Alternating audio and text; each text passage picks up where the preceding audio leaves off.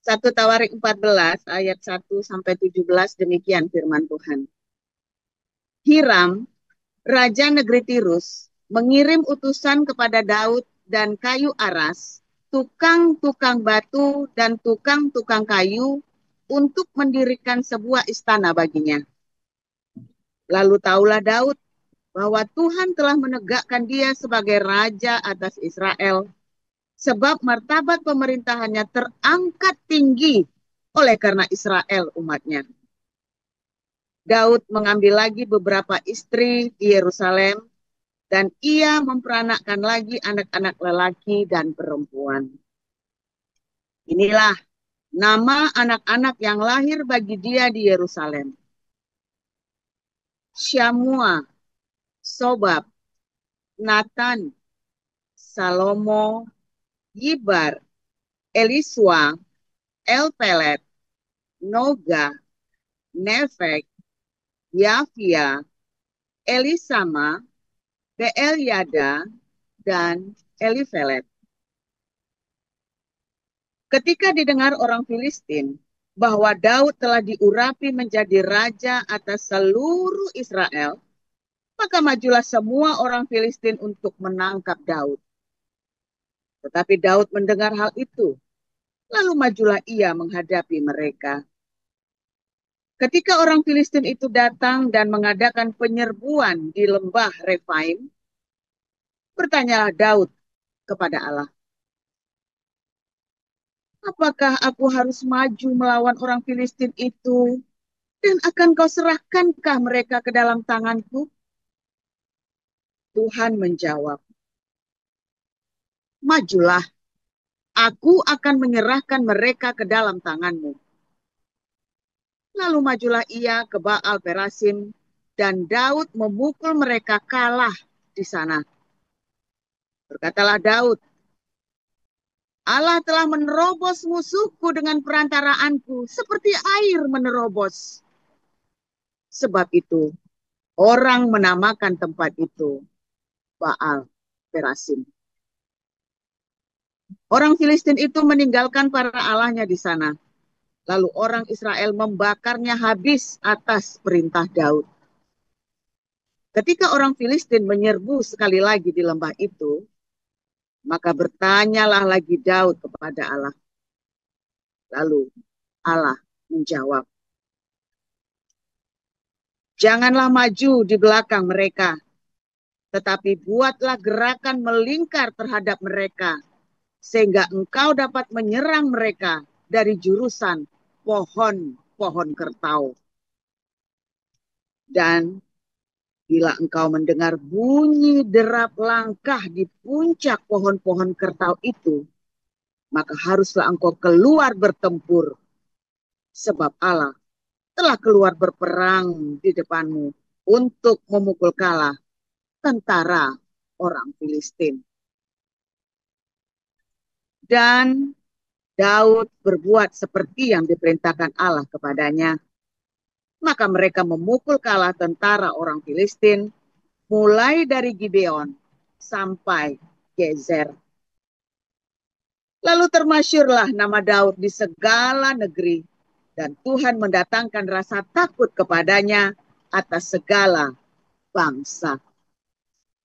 Demikian. Ya, terima kasih Bu Deliana. Silakan Pak Apul untuk melanjutkan.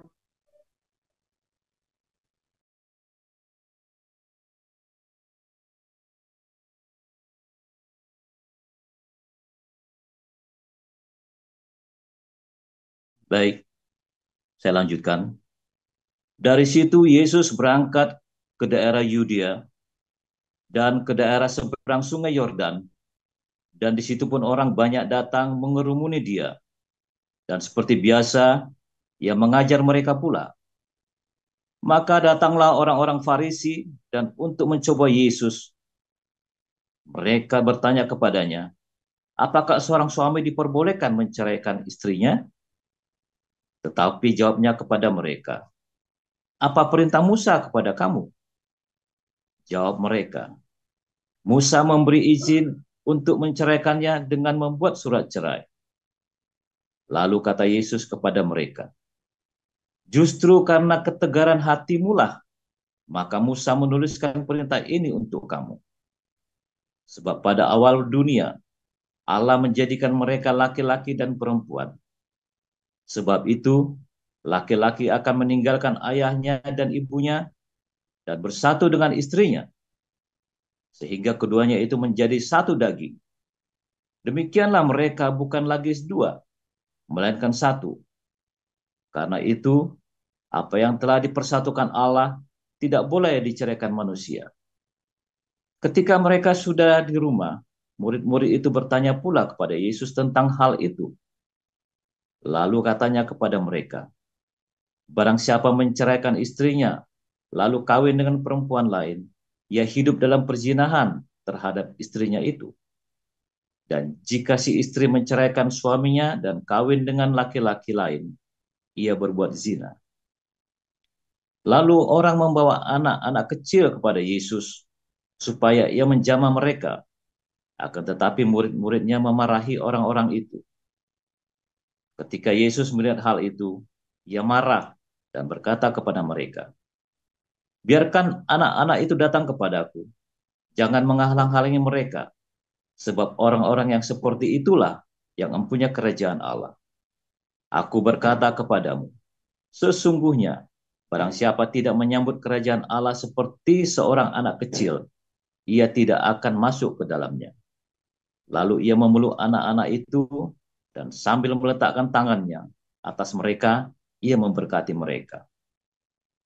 Pada waktu Yesus berangkat untuk meneruskan perjalanannya, datanglah seorang berlari-lari mendapatkan dia, dan sambil bertelut di hadapannya, ia bertanya, Guru yang baik, apa yang harus kuperbuat untuk memperoleh hidup yang kekal?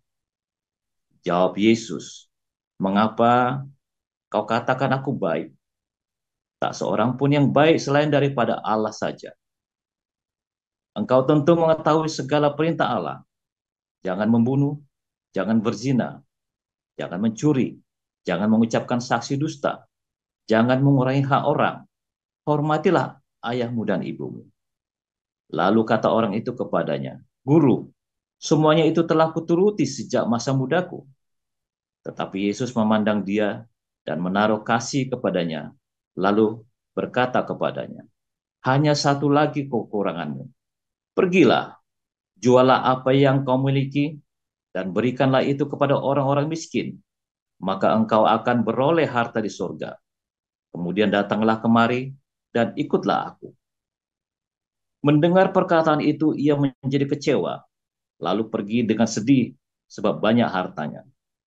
Lalu Yesus memandang murid-muridnya di sekelilingnya, dan berkata kepada mereka, alangkah sukarnya orang yang beruang masuk ke dalam kerajaan Allah. Murid-muridnya tercengang mendengar perkataannya itu. Tetapi Yesus menyambung lagi. Anak-anakku, alangkah sukarnya masuk ke dalam kerajaan Allah. Lebih mudah seekor unta melewati lubang jarum daripada seorang kaya masuk ke dalam kerajaan Allah. Mereka makin gempar dan berkata seorang kepada yang lain, jika demikian, siapakah yang dapat diselamatkan? Yesus memandang mereka dan berkata, bagi manusia hal itu tidak mungkin, tetapi bukan demikian bagi Allah, sebab segala sesuatu adalah mungkin bagi Allah. Berkatalah Petrus kepada Yesus, kami ini telah meninggalkan segala sesuatu dan mengikut Engkau.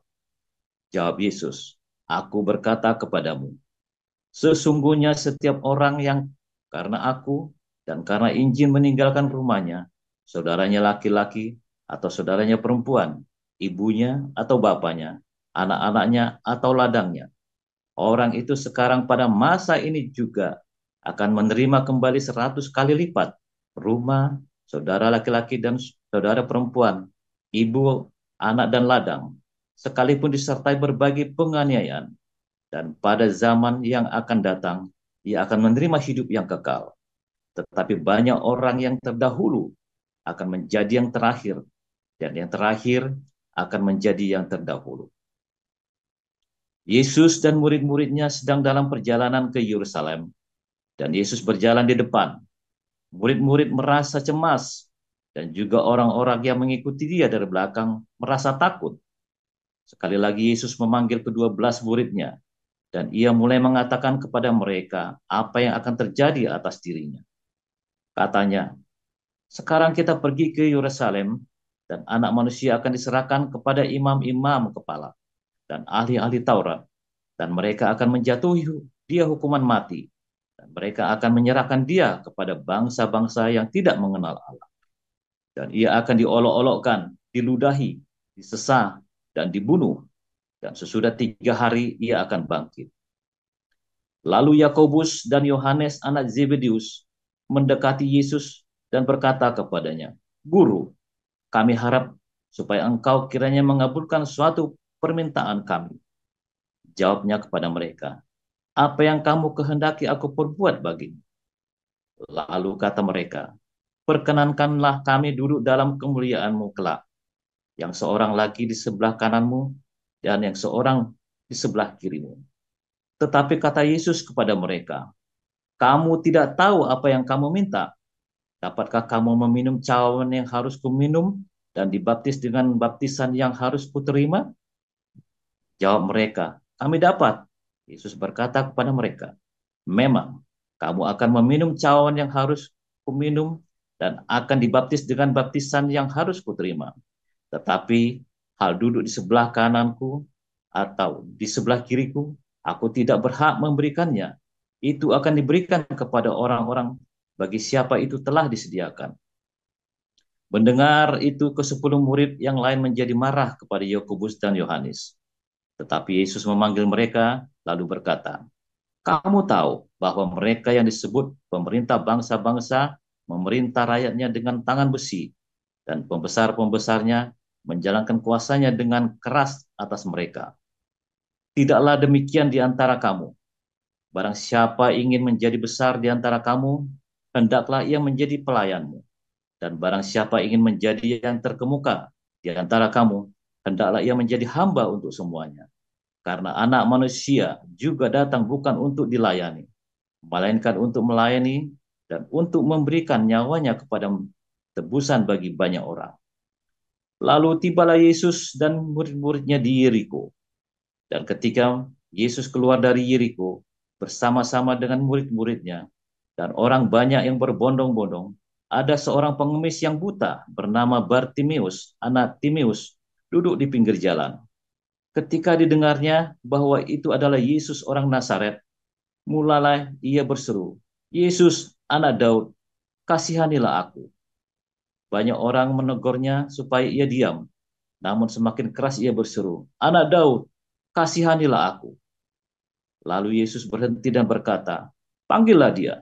Mereka memanggil orang buta itu dan berkata kepadanya, kuatkan hatimu, berdirilah, ia memanggil engkau. Lalu ia menanggalkan jubahnya, ia segera berdiri dan pergi mendapatkan Yesus. Tanya Yesus kepadanya, apa yang kau kehendaki supaya aku perbuat bagimu? Jawab orang buta itu, Rabuni, supaya aku dapat melihat.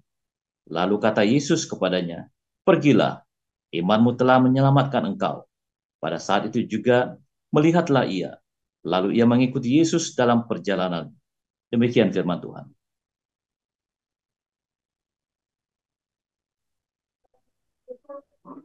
Ya, terima kasih untuk para lektor yang telah membacakan firman Tuhan, Ibu Nerliana dan Pak Apul Siahaan. Ya, saudara, sesaat lagi kita akan mendengarkan renungan firman Tuhan yang akan dibawakan oleh hambanya, Gembala, Pastor Joseph Paulzang. Kami persilakan untuk Pastor. Haleluya, firman Tuhan selalu baru setiap hari. Bagi kita yang menanti-nantikan Tuhan dengan penuh sukacita, dengan pengharapan, setia, ya, melayani Tuhan dengan hati. Bukan masalah aktivitas fisik, tapi hati kita benar-benar melayani Tuhan. Kalau raja-raja dunia, kalau orang-orang di sekeliling kita yang namanya kaya, sukses, berhasil, itu kalau punya uang banyak, kalau kita punya kemuliaan, status sosial, dan lain sebagainya. Ya, tapi kemuliaan, status sosial, harta, dan segala macam itu kita perlu ya, jangan ngomong tidak perlu, saudara ya. Tetapi masalahnya jangan kamu kejar. Status sosial, harta, benda, kekayaan, jangan kamu kejar. Saya bolak-balik sama anak saya, jangan pengen kaya ya. Tapi bekerjalah dengan rajin, dengan jujur, rendah hati. Itu yang kamu kejar, bukan kayanya. Kaya itu bonus. Kalau kamu fokusnya dengan kaya, begitu kamu capek di sana, ya maka kekayaanmu akan membawa kamu ke neraka. Tapi kalau kamu fokusnya mengejar kerendahan hati, kejujuran, rajin ya, cinta, maka kekayaan itu hanya bonus, saudara. Ya, hanya bonus pelengkap. Ya, setiap kita punya pergumulan dalam kehidupan. Ya, tergantung pergumulannya apa. Nah, tanah perjanjian tadi malam Koden cerita tanah perjanjian adalah ketika keluarga ada pengampunan dalam keluarga. Ya, tapi dulu diajari yang lebih lengkap ya. Koden itu sebagian. Tanah perjanjian adalah ketika kamu kalau suami udah punya istri, sudah punya suami kan repot sebenarnya ya. Karena saya itu keluarga juga tanah perjanjian. Tetapi ketika kamu sudah selesai dengan hidupmu, saudara, ya sudah tidak terganggu. Selesai itu bukan cuma masalah selesai dengan harta benda status sosial, bukan. Artinya walaupun kamu tidak punya uang banyak, tetapi kamu merasa cukup, ya, dan kamu bisa mencukupkan dirimu. Kalau kamu tidak punya sesuatu, kamu cukup, ya, kamu bisa mengucap syukur. Orang-orang yang dengan mudah bisa mengucap syukur dalam segala keadaan, ya kan? Dalam kondisi itu kamu sudah mencapai tanah perjanjianmu, bukan sebuah tempat 3 dimensi. Kebetulan tanah perjanjian saya adalah sebuah tempat yang 3 dimensi, di mana saya merasa cukup. Karena disinilah Tuhan benar-benar cukup. Saya tidak khawatir besok makan apa. Ya, kemarin saya cerita, lawang mobil rusak, si Marcel sampai, ya ampun Pak Paul, beli mobil kayak beli kerupuk. Duitnya nggak ada, Marcel, bukan duit saya, ini duitnya dikasih orang, saya bilang. Duitnya juga dikasih orang, bukan duit saya, Marcel. Kali ini saya nggak punya uang. Karena kita habis ya, Project Den Haag ini kita menghabiskan semua tabungan kita, ya saudara ya. Tetapi kita pun beli dengan yang sederhana, ya. Dan puji Tuhan, Tuhan kasihnya bagus ya, barangnya bagus. Jadinya ya kebetulan aja nemu bagus. Kalau suruh sekali lagi nyari tidak ada, saudara. Ya ini barangnya benar-benar masih bagus, suaranya harus kayak baru, saudara ya. Kayak baru, suaranya halus, sekali mesinnya sampai tidak kedengeran ya. Sampai kayak mesin gitu. Dan Tuhan cukupkan. Karena kita juga nggak ngubur-ngubur, nggak bingung, nggak ada ya sudah. Kalau nggak ada ya apa-apa, nggak usah pakai. Kebetulan ada beberapa orang yang baik yang tahu. Nah, udah kita beli, dan kita juga nggak beli yang mahal-mahal. Saya tak disuruh beli baru pun saya bilang jangan. Saya nggak mau punya utang. Pokoknya saya nggak mau punya utang. Saya mau hidup udah begini. Itu namanya kita sudah sampai tanah perjanjian kita. Kita nggak punya utang, saudara. Ya, tetapi di tanah perjanjian kamu kudu kerja loh, saudara. Di tanah perjanjian itu kamu nggak boleh males. Di tanah perjanjian kamu harus tetap memegang perjanjian dengan Tuhan, hukum-hukum Tuhan. Itu mengasihi, mengampuni, memberkati, untuk merawat tanah perjanjian itu. Itu tadi yang Koden bilang, ada pengampunan. Nah, di tanah perjanjian itu harus ada pengampunan, saudara. Di tanah perjanjian itu harus ada selalu ada belas kasih dan pengampunan untuk merawat tanah perjanjian, untuk merawat taman Eden kita. Ya. Nah, kalau Anda memasuki sebuah taman dunia, maka Anda perlu status sosial, harta, kekayaan, kemasyhuran. Tapi kalau kamu ada di taman Eden, yang kamu perlukan adalah kerendahan hati dan hati yang melayani. Hartamu itu adalah hatimu yang melayani. Hartamu itu adalah kerendahan hatimu. Hartamu itu adalah pengampunanmu. Hartamu itu adalah belas kasihmu, saudara. Kemurahan hatimu. Itulah harta di Taman Eden. Kalau Anda cerita permata yaspis, krisopras, ya, dan segala macam itu, Anda jangan berpikir itu seperti permata-permata yang dijual di toko itu loh, saudara. Kan, tetapi semua itu adalah mewakili semua karakter hidupmu yang baik. Di surga Anda nggak perlu lagi permata-permata indah. Segala keindahan itu bukan sesuatu yang diukur dengan jasmania. Ya, tetapi adalah karakter rohaninya. Itulah harta permata, berlian yang ada di dalam surga, saudara. Kan ajaib kan? Kamu kan jangan berpikir surga itu jalannya bertahta emas dan berbagai berlian itu. Emas itu lagi cetak kemurnian hatimu, saudara. Jalan di surga itu bertahtakan emas itu emas kemurnian hatimu. Bukan emas 24 karat itu, emas itu nggak ada artinya, saudara. Tapi kemurnian hatimu yang amat sangat murni, yang diuji dengan api, dengan berbagai macam pencobaan, hatimu tetap murni. Kayak kita nih, tahun ini kita lagi mengalami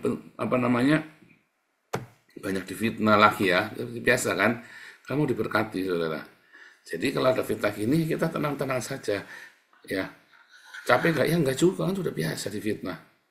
Sudah tahu caranya, diem. Ya kan, jengkel nggak? Enggak juga. Ya, disalahpahami, ya nggak apa-apa. Nggak apa-apa, sudah biasa. Yang penting kita tetap jalan. Sebab ketika tanpa ada orang salah paham dengan saya, orang ini tidak pernah akan membuktikan bahwa saya ini orang benar. Dia harus membuktikan bahwa saya ini orang benar dengan cara saya disalahpahami dulu, saudara. Kamu baru bisa, ya, orang mengakui kamu ini orang benar. Contoh Pak Putih itu ya. Kita pernah bertengkar dengan Pak Putih kan. Saudara, tidak sedikit pun Pak Putih itu menjelek-jelekan saya loh, saudara. Tidak satu kata pun omongan jelek tentang saya keluar dari mulut Pak Putih. Setidaknya saya tidak pernah dengar. Dia diam. Dari situlah saya salut dengan Pak Putih, saudara. Ya, dengan segala kekurangan beliau ya. Di luar kan saya nggak tahu. Pokoknya di tengah kita, saya pernah komplain, saya pernah ngomong dengan sangat keras sekali, Anda tahu. Ya, tetapi saya pun tidak pernah menjelekkan Pak Putih sedemikian bagaimana ya. Cuma satu itu aja saya masalah dengan dia. Ya kan, selanjutnya saya nggak mau itu. Ya pokoknya Pak Putih orang baik buat saya. Dia datang, dia tengok keluarga saya, dan dia tidak bongkar rahasia keluarga saya kepada orang-orang. Ya kan, dia tetap jaga privasi saya, saudara. Nah, dari kesalahpahaman maka saya tahu karakternya Pak Putih. Iya kan? Dari kesalahpahaman kamu suami istri, kamu tahu karakternya dia, saudara. Makanya ketika lagi terjadi masalah, kamu harus tetap konsisten. Makanya saya bilang konsisten, endure. Kata iman atau faith, ya, imanu beserta dengan, ya, L beserta dengan kita, Immanuel. Iman, kata iman itu Allah yang setia. Kalau kita beriman, berarti kita juga setia, saudara. Endure, panjang. Konsisten. Konsisten. Kalau kamu rendah hatinya konsisten. Oh, dikasih hati ini udah nggak sabar nih, kita keplak aja kepalanya. Ya jangan juga. Harta di surga, keindahan yang di surga adalah karakter kita dan kemurnian hati kita yang teruji oleh waktu, saudara. Teruji oleh berbagai hal, tetap emas murni. Masalahnya itu kan teori kan. Ya kan, selama ini kan cuma jangan jadikan itu praktek, jadikan itu rema, saudara. Itu tadinya cuma logos, kamu lakukan sekarang. Kamu mau jadi dua saksi Allah, kamu mau terhitung di dalam 24 tua-tua, dua saksi Allah, bait suci, apapun namanya yang sudah kita ajarkan di sini. Kamu harus endure, konsisten. Harta mahkota kita, ya, emas murni, permata berlian, semuanya adalah karakter kita, saudara. Itulah karakter kita. Ya, itulah karakter kita, buah roh itu, saudara. Saudara, kalau kamu tahu tentang ini, ya, maka kamu akan punya pemahaman yang benar. Dan kamu tahu surga itu adalah kita, saudara. Segala perhiasan itu adalah karakternya kita. Segala perhiasan yang ada di surga disebutkan apa itu adalah karakternya kita. Bahkan kain lenan putih yang kita gunakan pun adalah diakonianya kita, saudara. Ya kan? Makanya, ayo saudara, tiap hari kejar Ya, berapa hari ini kita lagi gojlok sama orang yang namanya Marco nih ya, Edwin ya, dan beberapa orang Pak Enardo dikerjain sama Marco. Siapa menjadi masalah kita? Pak Enardo nyelam tuh ya, apa? Masalah apa siapa kamu minggu lalu ya? Marco Pak, apa yang pernah kan tuh. Hari ini bikin masalah lagi ya, bikin masalah lagi. Lalu tadi pihak yayasan gerejanya yang kita sewa tanya, ada apa dengan kalau kami sih nggak ada masalah. Ya itu gimana, sulit dong? Enggak biasa. Kita mah di Indonesia udah biasa ditindas, jadi kita ngalami kayak Marco udah biasa, saya bilang. Nggak apa-apa. Lalu gimana? Ya yang bisa kita lakukan adalah saya diam, sabar, nungguin dengerin dia. Karena apa yang dia tuduhkan itu salah semua. Saya bilang begitu ya.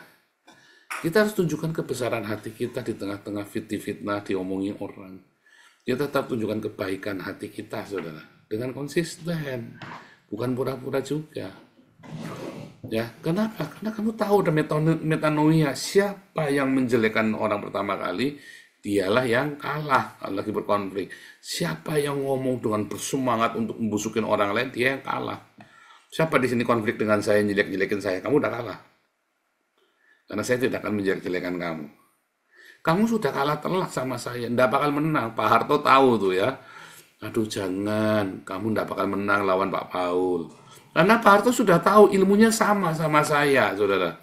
Nggak bakal menang kamu sama Pak Paul, nanti kamu malah dibabak-babak sama netizen.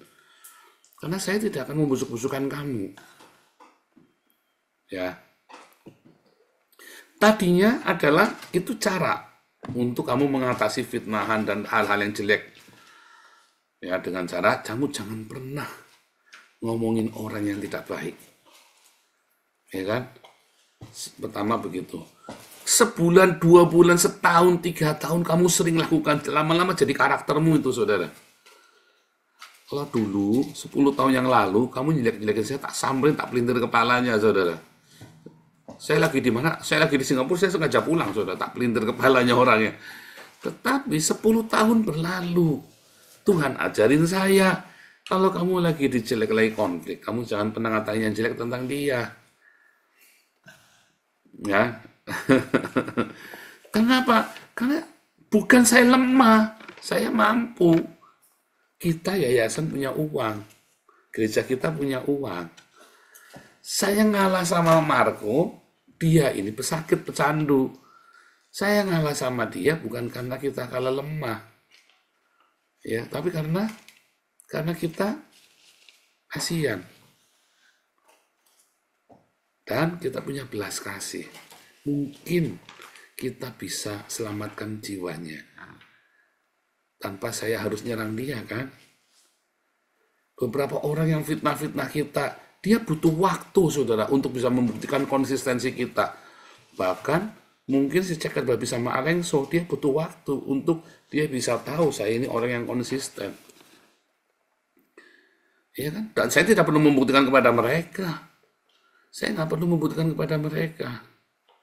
Saya perlu membuktikan kepada diri saya sendiri dan kepada Tuhan. Ini Tuhan, cintaku padamu.